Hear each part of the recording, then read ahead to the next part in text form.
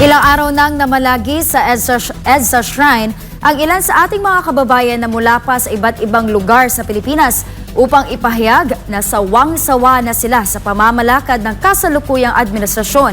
Panawagan po nila, tigilan na ang labis na pamumulitika. Narito ang balita ni Almar Forzuelo.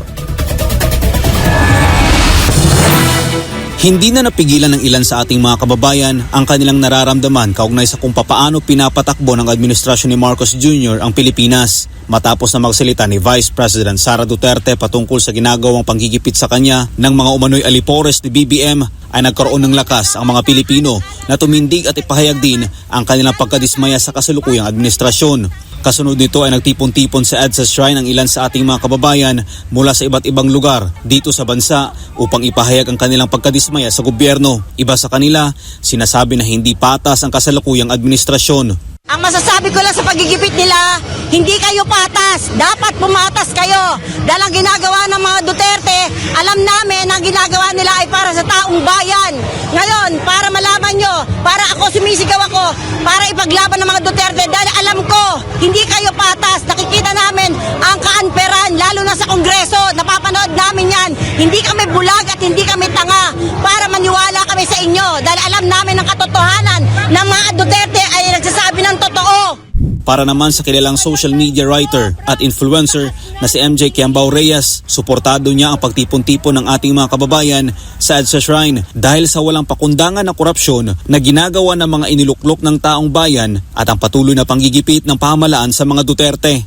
Andito ako para makiisa sa taong bayan, makiisa sa ating mga kapwa Pilipino na nananawagan na tama na po ang walang habas na paglustay ng ating pondo ng bayan.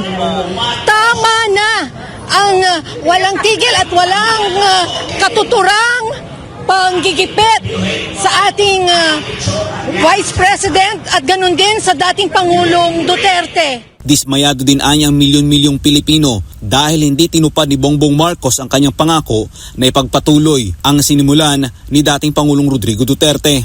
Yun na nga ang nakakalungkot, no? Dahil binoto natin siya sa pangakong continuity. Diba? Lahat tayo, 31 million ang bumoto sa kanyang karamihan dyan.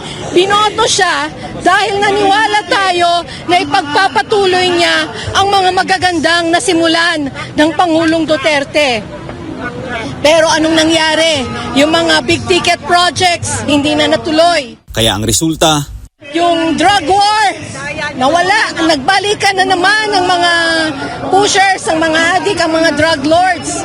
Diba? Yung sinasabi nilang pogo na tinanggal nila, anong nangyari? Napalitan lang ng panibagong muka na kanilang mga kaalyado. para naman kay Oliver Reyes na supporter ng mga Duterte, nabudol anyang milyon-milyong Pilipino. Nabudol po tayo, 3 taon na. So kailangan na po natin pababain si BBM.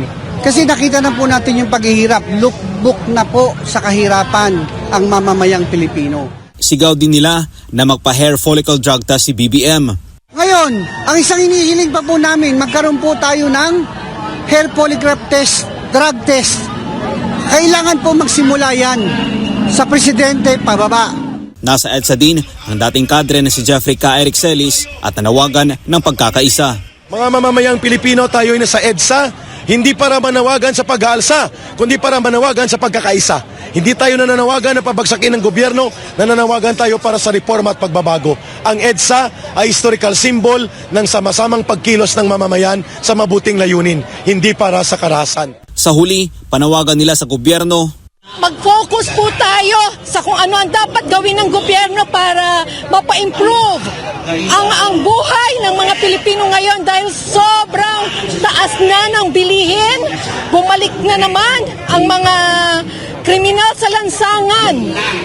At tuwing uulan na lang, konting ulan, ay nababaha tayo. So itong mga bagay na to ang dapat nating higit na pinagtutuunan. Hindi ang mga pamumulitika, ang panggigipit sa pamilyang Duterte. Tama na ang pamumulitika. Tigilan na. Tigilan na ang mga Duterte.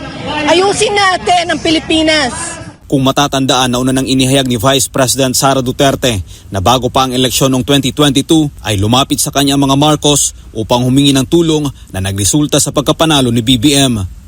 Para sa Diyos sa Pilipinas, kung Mahal Almar Forzuelo, SMNI News.